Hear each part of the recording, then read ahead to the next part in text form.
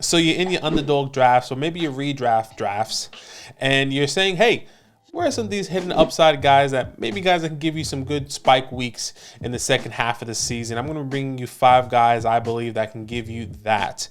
Make sure you like, comment, subscribe. Let me know which player you believe has hidden upside in the late rounds of your drafts. And as always, go to flockfantasy.com/land, the best place to support what Zach and I are doing here at Fantasyland. Get our articles, our bonus videos, and our rankings, not only for Dynasty, but redraft and best ball rankings, all going to be up on the site here soon. Once again, flockfantasy.com/land, the best way to support what Zach and I are doing here and get 30% off at sign up. And let's get straight into the video. Before we get into the video, we also have a promo code for Underdog. So go to underdog.com and then use our promo code LAND to get your deposit matched up to $100. Meaning if you deposit $20, they'll put $20 into your account. Once again, use a promo code LAND, LAND. Get your deposit match once again up to $100. And let's get straight into my first player here. The first player I believe that has hidden upside. And these guys are going into the late rounds, like 10th round or later, that I believe can get spike week. Some of these running backs or wide receivers or even tight ends could be your 4th running back or 4th wide receivers, or maybe your 2nd tight end or 3rd tight end, however way you guys like to draft in your underdog or redraft leagues. And the first guy is Jerome Ford, currently RB 51 in the community. He's my RB 49 right now in my rankings. And one of the reasons why I'm really excited for Jerome Ford is purely just based off of Kareem Hunt. Let's talk about Kareem Hunt and what he's going to be leaving behind over on the ground for Kareem right now. Over 123 attempts on the ground and over 35 receptions in the air. Look, Jerome Ford, if he does step in and this offense does change, which has been the narrative all offseason. Deshaun Watson has said it. The head coach has said it. Everybody on this team has said this offense is going to be more air raid focused. Not saying Nick Chubb is going to be irrelevant, but if that is the case and Nick Chubb is not the guy in the air, but on the ground, Jerome Ford could see a lot of opportunity there.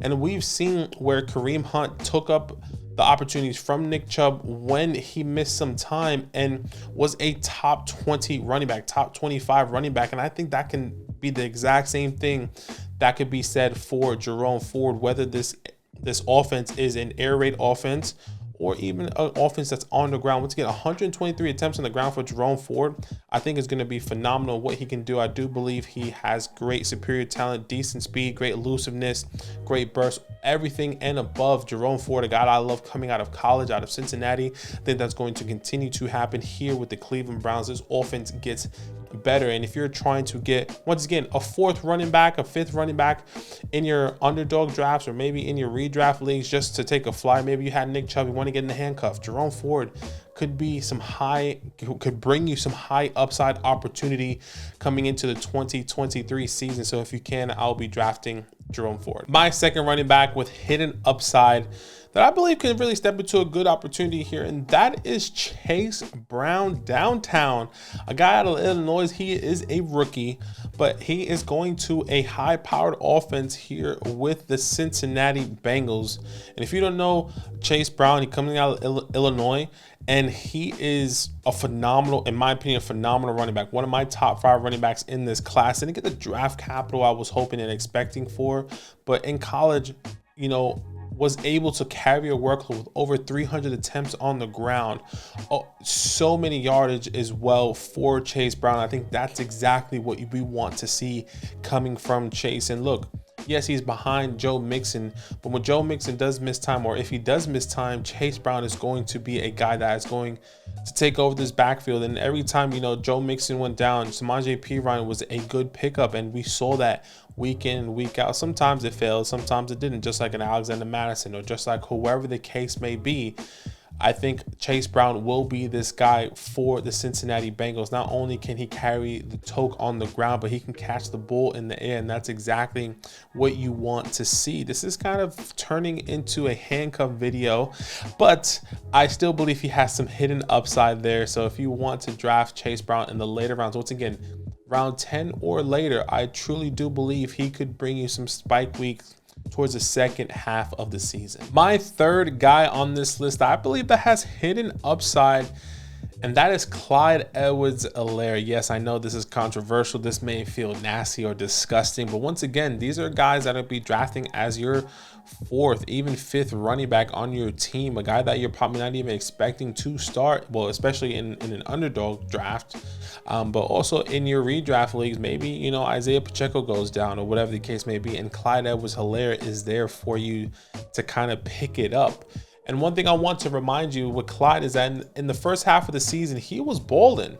Week 1, finished RB6. Week 2, RB10. Week 3, RB17. Week 4, RB8. He was a top 12 running back in the first 7 weeks of the season. He was a guy that was catching passes from Patrick Mahomes. You remember that game where he scored 2 touchdowns? No one was expecting it, right? In week 1, when he finished RB6. Look, he's not getting the opportunity on the ground, but something that Clyde Edwards-Helaire was great at was being a threat in the air. And that was something that we all thought was wrong when they drafted Clyde for this team. And the Kansas City Chiefs was like, well, he can carry the tote, but can he really maintain it? And I don't think that was the case. Clyde Edwards-Helaire is a better pass catching back than a running back. And I think that is what's exciting, especially from what we saw last year in the first 7 weeks of the season. Look, it wasn't amazing in the air, right? But I mean, averaged about 4.5 targets in the air, which I think, once again, is not exciting. But if he can get that to 6, if he can get that to 7 targets in the air, and once again, this offense with Kadarius Toney, who's going to miss some time, Travis Kelce still going to be the main guy. Maybe Clyde Edwards-Helaire can bring you a spike week here or there, maybe like we see here in the first 4 weeks of the season last year. Can he do that in the second half of the season next year, or maybe in the middle half of the season? Whatever the case may be, I think that's what's exciting for Clyde Edwards-Helaire.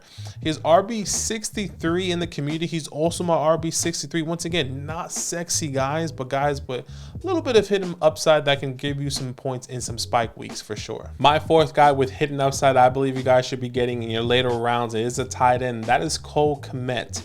Oddly enough, I was extremely excited for him last year, which he wasn't my guy. And you know, early in the half of the season, I was so disheartened that I just completely forgot that I had him as a top 10 tight end, top 8 tight end. And what did he finish as?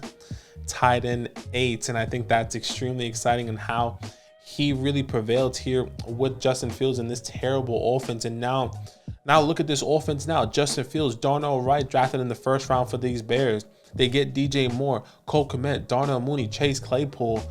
Cole Kmet can eat this year again. According to underdog rankings, he's tight end 15 as I am recording this video. He is my tight end 13 in my rankings. And what's really exciting about this is that from weeks 8 to 18, Cole Kmet was tight end 4. He finished as a tight end 4 within that span. Scoring, this is what he had: 38 receptions, 51 targets, over nearly 400 yards, and 7 touchdowns. He was second in touchdowns amongst tight ends in that span. Only George Kittle had more than him. He finished higher than Evan Ingram, Dalton Schultz, Mark Andrews. I mean, Pat Frymuth. These are some big names here that Cole Kmet, with Justin Fields that nobody believed in, was really finding their stride, finding their rhythm. Week 10, he finished tight end 1 with 21.4 fantasy points that week. Week 9, 19.5 fantasy points, finished tight end 2. Cole Kmet is this guy. Cole Kmet is a weapon for Justin Fields. We just were waiting to see this develop, and that's exactly what you want. If you're doing that in your underdog league, if you're doing a late tight end strategy in your underdog league, Cole Kmet is a guy I'm targeting. If you are drafting a second tight end in your underdog leagues, and you say you have Mark Andrews and you want another tight end for a bye week or whatever the case may be, Cole Kmet is a guy I'm going to be targeting in the late rounds of my underdog or redraft league. So once again, some great hit him upside.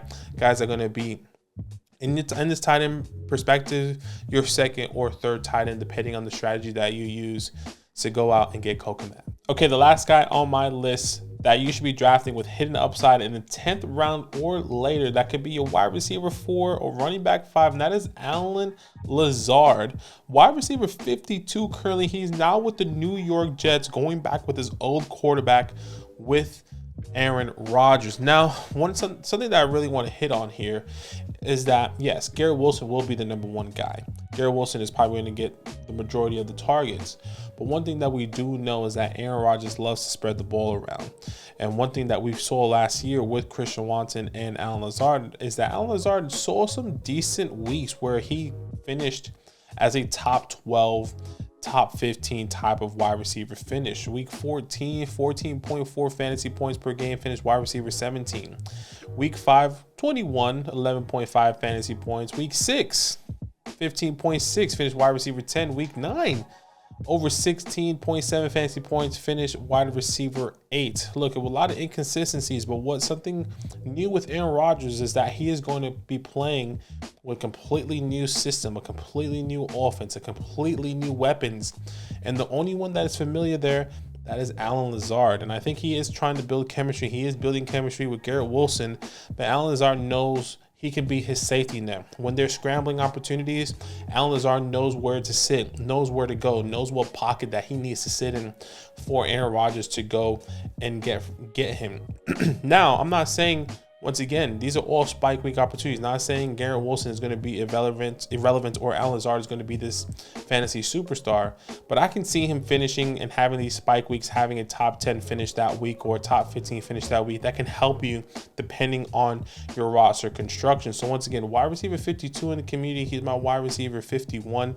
Nothing special may come out of this, but hey, once again, the spike weeks could be there in the second half of the season where Aaron Rodgers might need Allen Lazard, and that's exactly what I'm going to be doing here this time. So Allen Lazard, Cole Kmet, Clyde Edwards-Helaire, Chase Brown, and Jerome Ford, my top 5 late round hidden upside guys that you should be going up and drafting in your underdog or redraft leagues. As always, guys, comment down below and let me know what you think about my takes. And as always, it's all love. Now that those idiots are done talking, who needs some rankings? Hell yeah, I need some rankings. Then use promo code LAND, LAND, for 30% off any membership at flockfantasy.com. Oh. It's so easy, even your grandma could scan that QR code right there.